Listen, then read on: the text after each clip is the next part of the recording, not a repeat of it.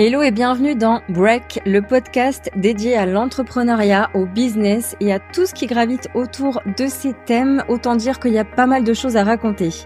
Je suis Lolita Belli, j'aide des entrepreneurs à structurer leur activité et à développer un business qui soit pérenne, rentable et en accord avec leurs valeurs et leurs visions. Je suis partisane et je revendique le travailler moins mais mieux et surtout gagner plus en faisant moins car oui, c'est possible. C'est surtout une question d'organisation et de discipline. Alors moins de blabla, plus de moula, on passe à l'action ensemble. Hello et bienvenue dans ce premier épisode de l'année 2024 après une petite coupure de 2 semaines où je vous ai abandonné. Je reviens et nous allons parler tendances. Les tendances de cette année 2024 en matière de marketing et de vente.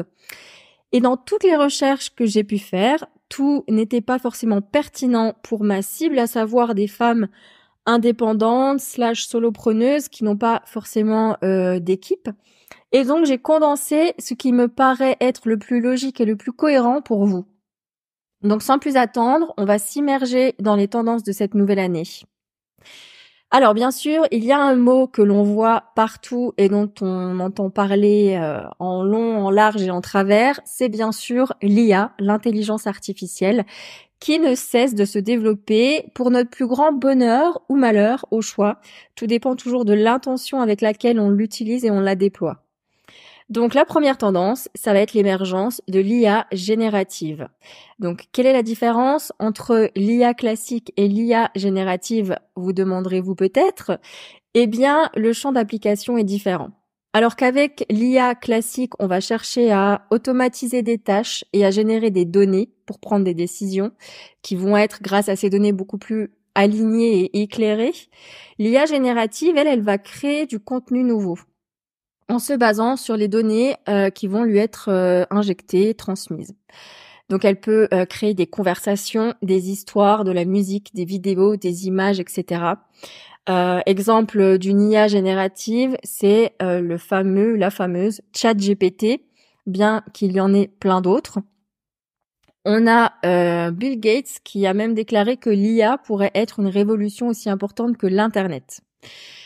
Selon McKinsey, un cabinet international de conseil en stratégie, cette technologie pourrait ajouter annuellement de 2,6 à 4,4 billions de dollars à l'économie mondiale dans les 63 différents cas d'utilisation analysés.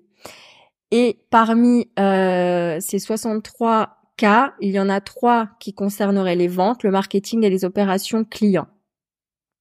Voilà, ça c'est pour la petite partie statistique info. Donc nous, à notre échelle, à quoi peut nous servir l'intelligence artificielle? Je sais que pour vous échanger avec vous et pour avoir aussi une connaissance et un aperçu de ce qui se trame un peu dans la tête des micro-entreprises, des entreprises individuelles, etc. Je sais que nombre d'entre vous sont lassés et épuisés de créer du contenu pour les réseaux sociaux, peuvent être même en panne d'idées parfois. Et l'IA, dans ce cas-là, elle peut vous donner un coup de pouce. Par exemple, pour reprendre ChatGPT, il peut, en fonction de votre requête, vous suggérer des idées de contenu pour plusieurs semaines, voire plusieurs mois. En fait, ça va dépendre de ce que vous allez rentrer comme information. Et libre à vous de piocher dedans et de créer à partir de ces idées. Ou alors, pour rédiger une page de vente, là aussi, il peut vous donner des pistes. Par contre, je vous recommande de ne pas copier-coller un contenu d'une IA. Il faut garder sa patte vraiment et nourrir sa créativité. Mais il peut être sollicité pour stimuler vos idées. Moi, personnellement, ça peut m'arriver si je suis en panne d'inspiration ou que j'ai besoin d'un petit coup de pouce pour démarrer dans mon écriture, d'aller consulter ChatGPT. Ça me permet d'avoir quelques pistes. Et voilà, et c'est pas mal de le faire. D'ailleurs, si vous ne savez pas du tout comment utiliser ChatGPT et que ça vous intéresse, j'ai une petite vidéo tutoriel sur ma chaîne YouTube, n'hésitez pas à aller la consulter. Et moi, en ce qui me concerne, j'utilise surtout l'IA pour ce podcast même que je vous enregistre parce que je n'ai plus de micro. Avant, j'avais un micro pour enregistrer que j'ai décidé de vendre parce que du coup, j'ai trouvé une IA qui améliore le son de mes épisodes et j'avais plus besoin de m'encombrer d'un micro. Voilà. Il y a plusieurs cas différents d'application d'une IA au sein d'un business. À vous d'explorer un petit peu le sujet. Dans tous les cas, ce n'est bien évidemment pas obligé de s'y mettre, mais quand même ayez conscience que ça va prendre de plus en plus d'ampleur. Vous devez déjà certainement le voir, que ce soit sur des plateformes comme Canva, que beaucoup d'entrepreneurs utilisent pour créer leur contenu. Canva a intégré l'IA. Vous pouvez vous aider de son IA pour créer vos contenus. Vraiment, que ce soit aussi dans des plateformes d'email. Moi, je suis sur MailerLite. Eh bien, quand je vais valider un mail, je peux faire appel à l'IA pour améliorer l'objet de mon mail, par exemple. Donc vraiment, elle s'immisce partout. Donc parfois c'est pratique, d'autres fois beaucoup moins, mais elle est là, qu'on le veuille ou non. Donc voilà. C'est notre première tendance. Je pouvais pas passer à côté. Passons à la deuxième tendance que j'ai relevée, c'est l'hyper-personnalisation des offres. C'est simple, les clients, ils attendent plus de l'expérience client aujourd'hui. Lorsque j'ai démarré mon activité et mon compte Insta Pro en 2020, le marché, il était tout neuf. C'était le début de l'essor des publications axées développement personnel qui vont avoir du succès et de l'engagement. C'était le début des comptes pro de la nouvelle vague de micro-entrepreneurs digitaux. C'était facile de créer du contenu qui ait de l'impact et de la visibilité. Aujourd'hui, ça a changé. Plus de 3 ans après, le marché, il a atteint un pic. Il y a encore de la place, évidemment. Il y a toujours de la place.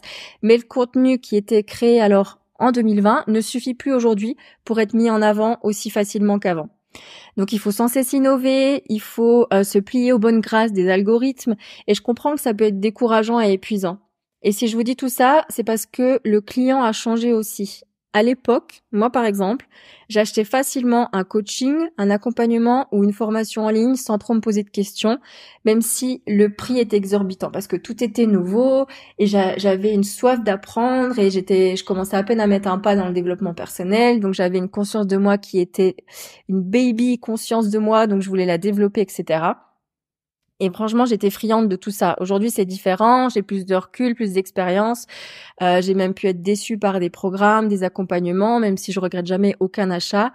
Et j'ai pu ne pas constater aussi de changement radical après avoir payé une offre miracle. Je mets des guillemets que vous ne voyez pas, mais voilà. Bref, je vais être beaucoup plus réticente aujourd'hui. Et donc, le client a changé. Je le vois déjà avec moi-même comme propre expérience. Et ses désirs ont changé. Et je le constate aussi dans mon activité, je m'adapte énormément aux clients et c'est ok, ça me fait plaisir en fait. Il faut faire preuve de flexibilité. Le fond, il est là, mais la forme, elle peut changer. Un client, il va acheter une offre qui aura peut-être une description détaillée et au final, vous devez vous adapter au fil de l'eau avec ce qui vient et c'est ok. Le but, c'est que chacun y trouve son compte et que le client soit satisfait. L'expérience client, elle n'est plus à négliger, vraiment. Donc, sans surprise, l'une des tendances de cette année, c'est l'hyper-personnalisation de vos offres. Voyez comment vous pouvez améliorer l'expérience client. Je vous prends un exemple tout simple. Moi, j'aime bien aller bosser dans des cafés. Il y en a un où je paye mon cappuccino à 5,50 €. Bonjour Annecy, j'ai envie de dire. L'autre lieu, le cappuccino, il sera à 4,50 €, donc il y a 1 € de différence. Le premier, j'ai mon cappuccino, il y a rien de plus, et on sent en plus qu'il faut pas rester trop longtemps sur le lieu, il faut vite laisser la place à d'autres clients. Le deuxième, il y a toujours un petit chocolat ou des papillotes pendant les fêtes, et ça accompagne la boisson. Donc on est libre de rester autant qu'on le souhaite en plus, il n'y a pas du tout cette pression inconsciente ressentie de voilà, c'est bien, il faut rester mais pas trop longtemps. Donc au résultat, moi je vais rarement dans le premier et je vais très souvent au deuxième. Et je vais même vous donner un autre exemple, c'est comme avec les massages, et je terminerai avec cet exemple pour cette tendance-là. J'adore me faire masser et j'essaie d'y aller régulièrement. Et à même tarif, j'ai reçu un massage sans aucune personnalisation, une cliente comme une autre, quoi. La prestation était satisfaisante.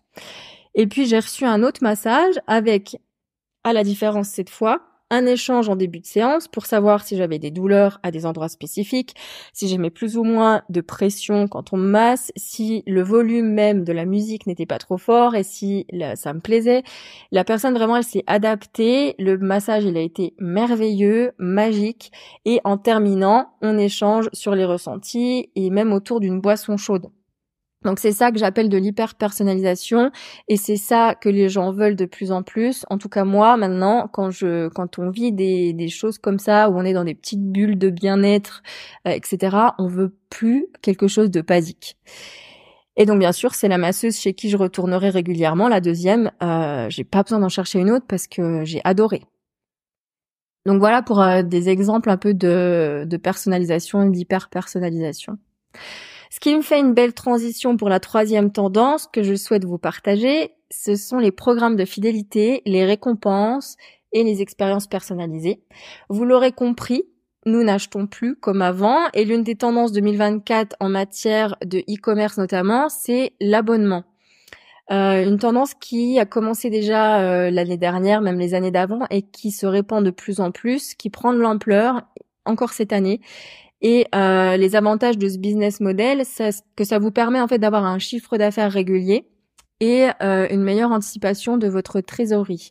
Ça permet aussi de fidéliser les clients et c'est un mode de consommation qui est plutôt largement apprécié. Les clients, ça leur permet de lisser leurs dépenses sur plusieurs mois, de ne plus avoir à y penser. C'est acté chaque mois, ils savent que ils ont un abonnement qui est là pour quelque chose qu'ils apprécient. Alors à notre échelle d'entreprise individuelle, ce modèle, il est pas tout nouveau non plus. Je pense notamment pour ceux qui sont coachs, consultants, etc., aux offres de membership qui existent déjà, mais qui est un modèle qui demande souvent beaucoup d'investissement et une large communauté pour être rentable d'un point de vue financier et énergétique.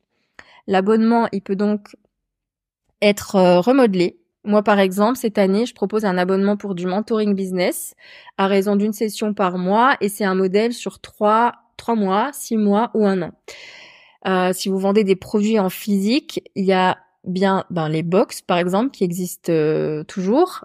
Je suis pas sûre de leur succès à 100%, mais ça peut être tout simplement un produit dont votre client peut avoir un usage régulier et qui lui sera envoyé à fréquence mensuelle ou bimensuelle au client. Il n'aura plus à y penser et il a son abonnement qui est en place.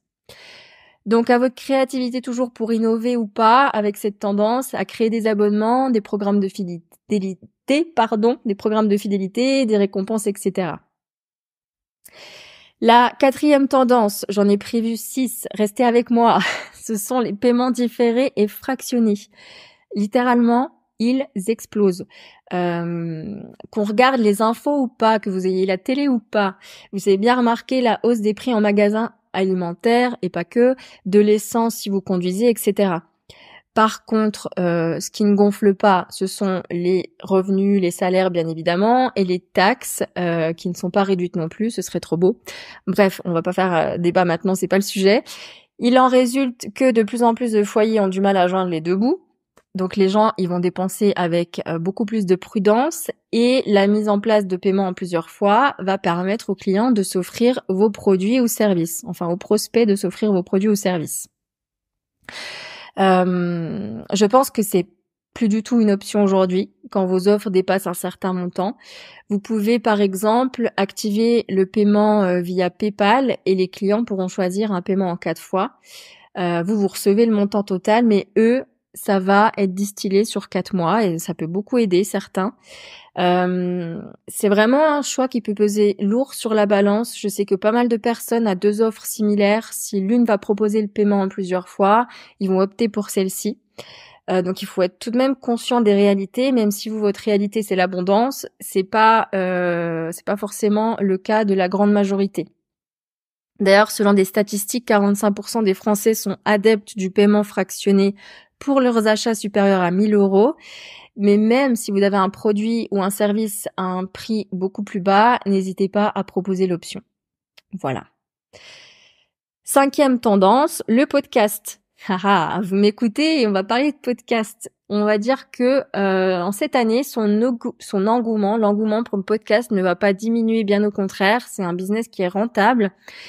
Et d'ailleurs, cette année, je vous invite à distribuer votre énergie sur des contenus long terme.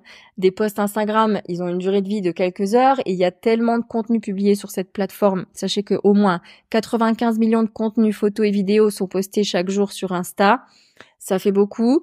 Donc moi, cette année, en tout cas, mon énergie va aller dans ce podcast, sur mon blog et sur YouTube, qui est de loin la première plateforme la plus utilisée, sur des contenus long terme. Donc pour revenir au podcast, il est l'un des médias les plus consommés dans le monde.